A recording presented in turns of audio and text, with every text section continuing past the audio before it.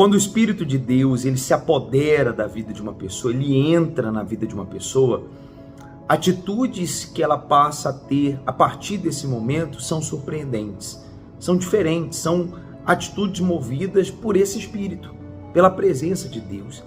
Claro que a sua própria vontade ainda ali está presente, mas Deus ele guia, ele condiciona, ele capacita, ele muda características. A gente vê bem isso quando Saul teve uma grande experiência com o Espírito Santo, o Espírito de Deus, sobre a vida dele.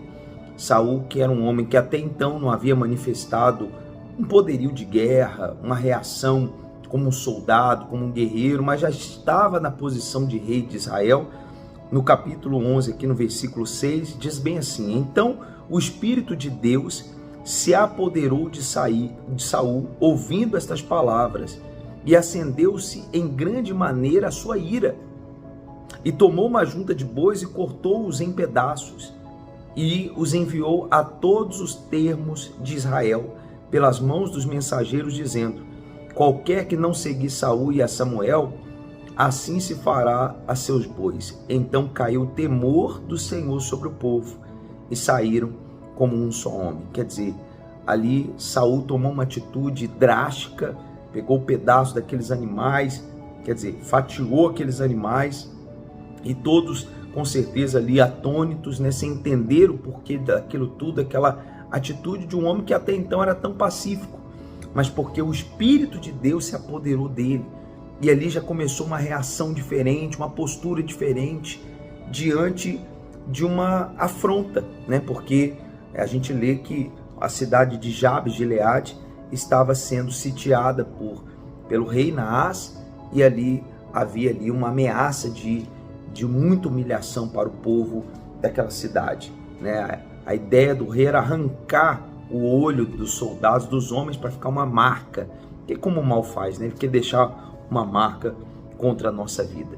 E seguindo, né, o texto aqui no capítulo 12, diz bem assim no versículo 4: então disseram: em nada nos defraudaste, nem nos oprimiste, nem recebeste coisa alguma da mão de ninguém. Quer dizer, o povo sabia quem era Samuel. Aqui Samuel questionou, né, se ele tinha feito algo de ruim, algo contrário ao povo, para que o povo negasse. Ainda havia um incômodo, né? A gente vê um incômodo natural em Samuel diante de toda aquela situação. Já havia o rei, né? Já estava consagrado Saul, mas ainda assim Samuel não se conformava, podemos dizer assim, com a escolha do povo de trocar Deus como rei por um homem comum, como eles mesmos, né? Então essa foi a atitude de Samuel, de questionar isso. E Samuel faz até um sinal aqui no versículo 18, muito forte, né, que diz aqui: invocou o Senhor, Samuel, e o Senhor deu trovões e chuva naquele dia. Por isso todo o povo temeu sobremaneira ao Senhor e a Samuel. Quer dizer, os sinais que Samuel executou fez com que as pessoas viessem temer novamente a Deus. E esse tem sido o grande problema, porque as pessoas ficam em busca desses sinais, sabe, de acontecer alguma coisa assim, sabe, que seja às vezes até mal, para que ela passe a temer a Deus. Ela espera o mal. Não precisa você esperar o mal para temer ao Senhor, para ter uma aliança com Deus, né? Então, naquele momento que aquela chuva estava caindo, as pessoas começaram: Senhor, roga a Deus para que a gente não venha morrer.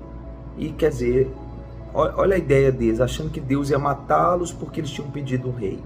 Não, Samuel ali só estava demonstrando que Deus era com ele, e o poder de Deus continuava sendo o mesmo. Eles não precisavam de um rei.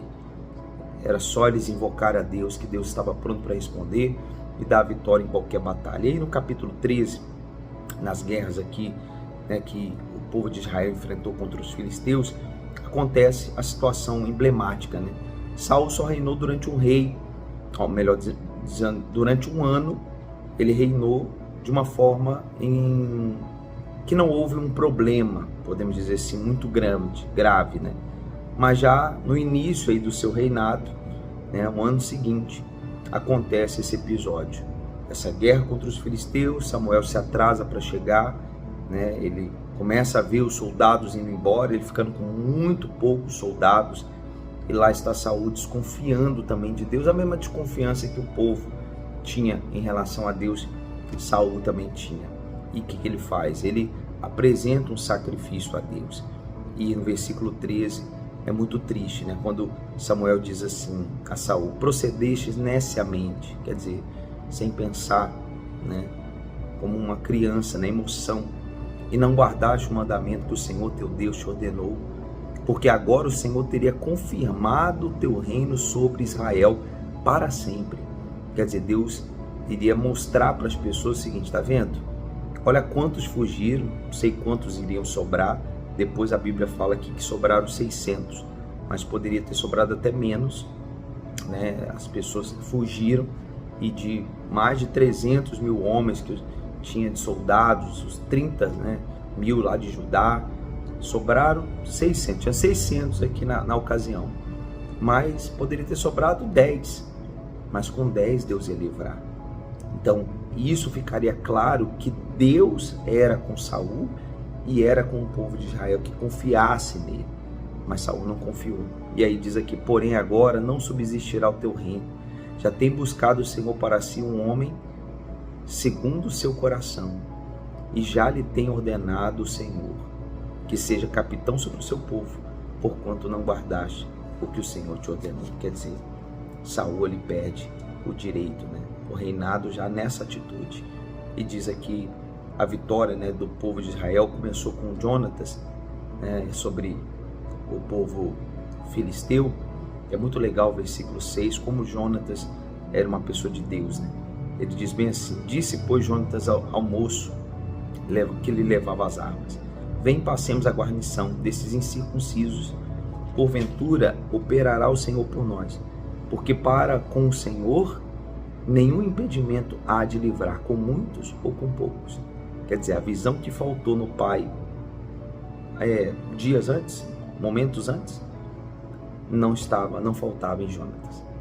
Jonatas entendia: se for com muito, com pouco. Quer dizer, foi só ele mais um. Se tivesse ficado só Saul e os seus filhos, Deus livraria o povo com Saul e seus filhos. É isso que eu quero que você entenda. Essa visão que você e eu, nós temos que ter de Deus, essa confiança total e completa entre nós e Deus. E aí depois acontece já muitos sinais de como Saul estava mal, Ele vai lá e cria um voto para que o povo não coma, e o povo, numa guerra, como que não ia comer, ter forças para lutar. Jonatas acaba pegando do mel. E eu até ressaltei aqui o versículo 35, porque diz: então edificou Saul um altar ao Senhor, e foi o primeiro altar que edificou o Senhor. Quer dizer, ele não edificou altar algum ao Senhor. Desde um ano do seu reinado, Saul não edificou altares a Deus. Quer dizer, não tinha vida com Deus, comunhão com Deus. Ele não teve relacionamento com Deus. Ele apoiou tudo em Samuel, E quando Samuel estava faltando naquele momento, ele meteu os pés pelas mãos e sacrificou lá, sem sequer levantar aí um altar para o Senhor. E aí Jonatas foi condenado à morte porque tinha tocado no mel. E a Bíblia fala aqui que o povo intercede por Jonatas por causa do livramento. Versículo 45, Porém o povo disse a Saul: morrerá Jonatas, que efetuou tão grande salvação em Israel? Nunca tal suceda. Viva o Senhor, que não lhe há de cair no chão um só cabelo da sua cabeça, pois Deus fez isso hoje. Assim o povo livrou a Jonatas para que não morresse. Deus guarda, Deus protege os seus, que usou o próprio povo para proteger Jonatas do próprio pai. O que Deus precisar fazer para guardar aqueles que o servem, Ele vai fazer. Basta você e eu confiarmos nele. Que Deus abençoe muito você. Se essa mensagem te ajudou, curta, comente, compartilha. Se você quiser seguir os próximos vídeos aí com a gente, basta você se inscrever no canal. Que Deus abençoe e até o nosso próximo vídeo.